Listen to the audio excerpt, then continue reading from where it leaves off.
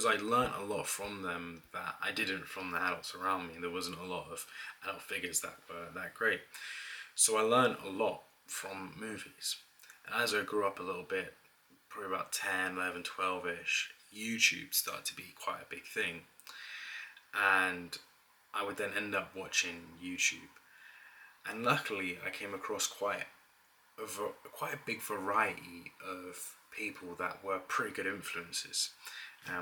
Unlike what you see today. Today's influences are not the best, let's say. But back in the day, you'd have some of the best. And I learned a lot from them. But I want to talk about someone that I started watching maybe a few years ago now. I've seen a few of his videos, and every time, and I watch him a lot, but when I do watch him, I always walk away with something to think about. And what I saw today was basically him talking about the saddest thing in life is an old man that is in a 24-year-old's body, or something like that. And he's basically just talking about a young person that has a lot of weight on his shoulders, that life, joy has been taken out of his life, that freedom has been taken out of his life. And he talks about how, he's an older man, he's like 58, and he's got a lot of burdens on him, but he's grew into them, right? It's easier for him now because he's grown into it, whereas a young person, it's just been slapped on them. It's a hard task, and I couldn't help but think about myself, honestly, and it made complete sense. What he was saying made complete sense.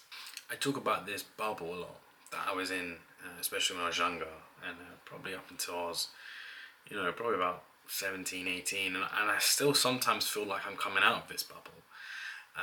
But the biggest burst was when I was 15, and then probably when I was about 18, and then I would say maybe when I was about 21, 22, where there was a big burst of that bubble. And I started to meet people that were nothing like me, in the sense of the way they grew up, what they believe in, the way they live their life, etc., etc. And it absolutely blew my mind that joy could be had at most points in life. That blew me away. Joy is something that rarely is an emotion that I felt growing up and in my adult life as well.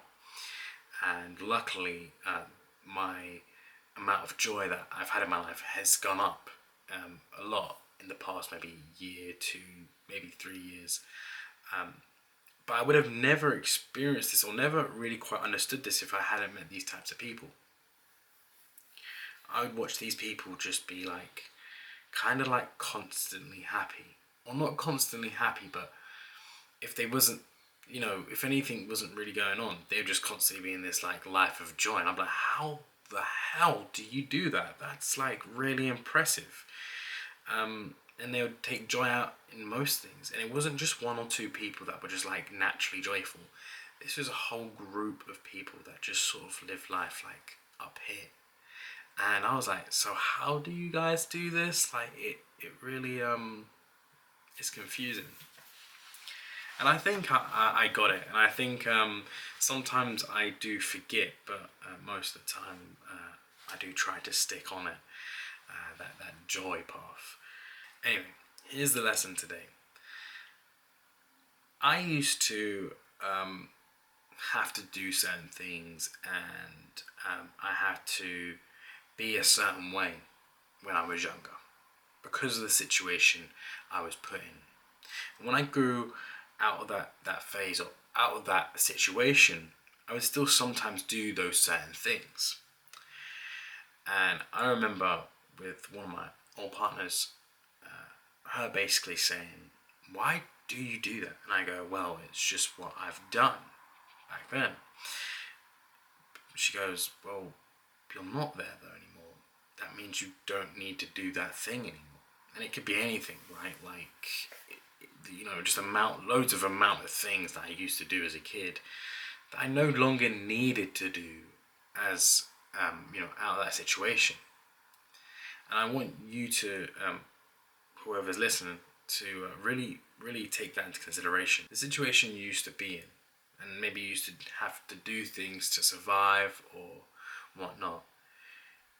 If your situation's changed and you've gone to a new place, you don't no longer need to do those things anymore. You no longer need to be afraid. You no longer need to whatever it is. You just no longer need to do those things. And obviously, sometimes transitioning from that is hard because familiarity is comfort, and comfort is the best thing. That's what our mind tells us anyway. But comfort normally isn't that good. It's a survival instinct, but it isn't good for us. Changing and adapting and realizing that you ain't in the same situation you was back then will always provide more fruit or bear more fruit. I promise you that.